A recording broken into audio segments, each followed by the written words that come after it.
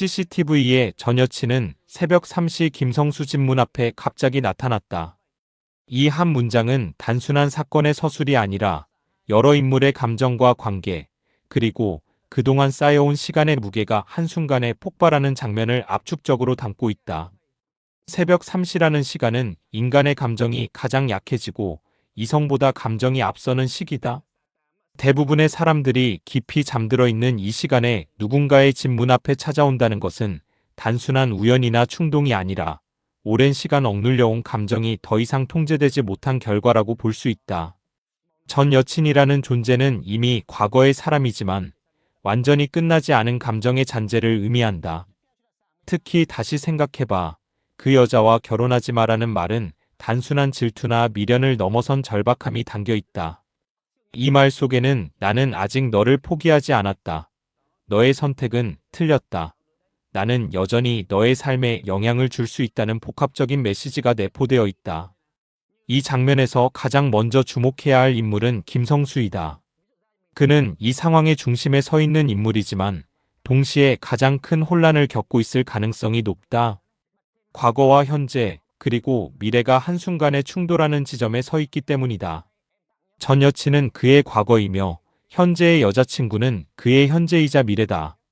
그런데 이 두 세계가 새벽 3시라는 비정상적인 시간에 그의 집 문 앞이라는 매우 사적인 공간에서 충돌했다는 점이 중요하다. 김성수의 심리는 크게 세 가지 방향으로 나뉠 수 있다. 첫 번째는 당혹감이다. 예상하지 못한 상황에서 인간은 본능적으로 혼란을 느낀다. 특히 이미 끝났다고 생각했던 관계의 인물이 다시 나타났을 때 그 감정은 단순한 놀람을 넘어선다. 그는 아마도 문을 열었을 때 순간적으로 아무 말도 하지 못했을 가능성이 높다. 눈앞에 있는 사람이 현실인지 아니면 꿈인지 판단하는 짧은 공백이 있었을 것이다. 두 번째는 죄책감이다. 전 여친이 이렇게까지 행동했다는 것은 과거의 관계가 완전히 정리되지 않았을 가능성을 시사한다. 김성수는 겉으로는 관계를 끝냈다고 생각했을지라도 상대방에게는 그렇지 않았을 수 있다. 그렇다면 그는 무의식적으로 내가 이 사람에게 상처를 줬나? 라는 생각을 하게 된다. 특히 상대가 감정적으로 무너진 상태로 나타났을 경우 그 죄책감은 더욱 커진다. 세 번째는 방어적 태도이다. 현재의 관계를 지키기 위해 그는 전 여친과 거리를 두려 할 것이다. 하지만 그 과정은 결코 단순하지 않다. 감정적으로 불안정한 상대를 강하게 밀어내는 것은 또 다른 문제를 야기할 수 있기 때문이다. 이때 등장하는 또 하나의 중요한 인물이 바로 김성수의 어머니이다. 어머니의 반응은 매우 직관적이고 감정적이다. 화가 나서 집에서 쫓아냈다는 행동은 단순한 분노의 표현이 아니라 아들을 보호하려는 본능적인 반응이다. 한국 문화에서 부모, 특히 어머니는 자식의 결혼 문제에 깊이 관여하는 경우가 많다. 따라서 어머니의 입장에서 전 여친의 등장은 단순한 과거의 인물이 아니라 현재의 질서를 위협하는 존재로 인식된다. 어머니의 심리를 분석해보면 그녀는 이 상황을 위험으로 인식했을 가능성이 높다. 새벽 3시에 찾아온다는 것은 정상적인 행동이 아니며 이는 곧 예측 불가능성을 의미한다. 어머니는 이 예측 불가능한 요소를 빠르게 제거하려 했고 그 결과가 바로 쫓아냄이라는 행동으로 나타난 것이다. 하지만 이 행동은 또 다른 갈등의 씨앗이 된다.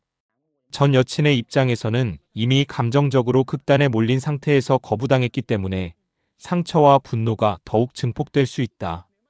그녀는 단순히 사랑을 되찾고 싶어서 온 것이 아니라 자신의 존재를 인정받고 싶어서 온 것일 수도 있다.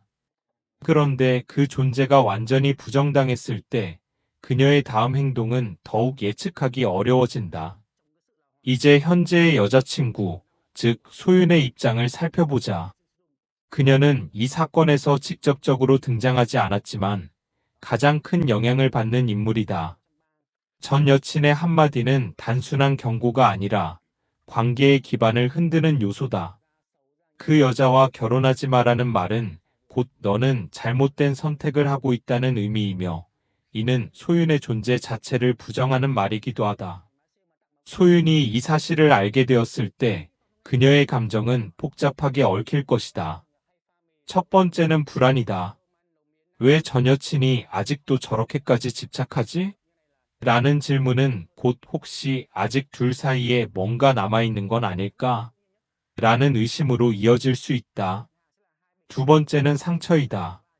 자신이 선택받은 사람이 아니라 누군가의 대체물처럼 느껴질 수 있기 때문이다. 세 번째는 분노이다. 자신의 관계를 방해하는 외부 요소에 대한 자연스러운 반응이다. 이러한 상황에서 김성수의 행동은 결정적으로 중요해진다. 그는 세 인물 사이에서 균형을 잡아야 하는 위치에 있다.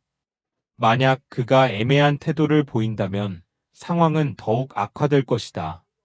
예를 들어 전 여친에게 동정심을 보이면서도 완전히 선을 긋지 못한다면 그녀는 희망을 계속 붙잡게 될 것이다. 반대로 너무 냉정하게 대한다면 상황은 더 큰 감정적 폭발로 이어질 수 있다.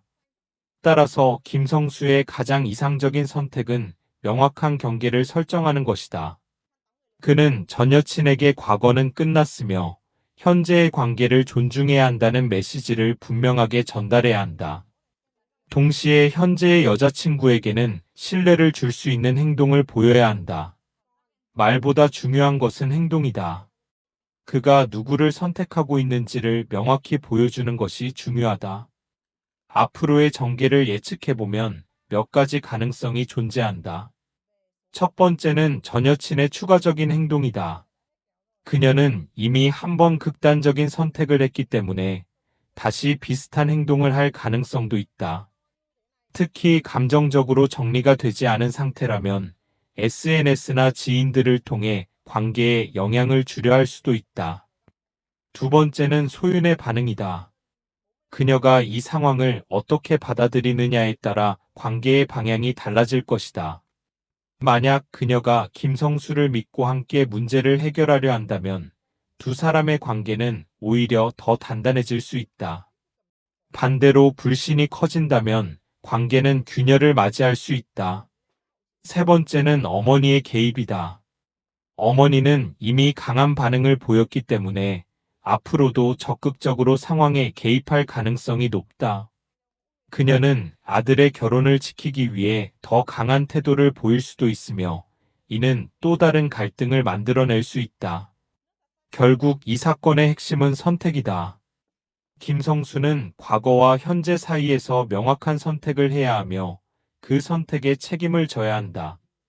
사랑은 단순한 감정이 아니라 선택과 책임의 연속이기 때문이다. 이 사건은 단순한 드라마적 장면이 아니라 인간관계의 본질을 드러내는 순간이라고 할 수 있다.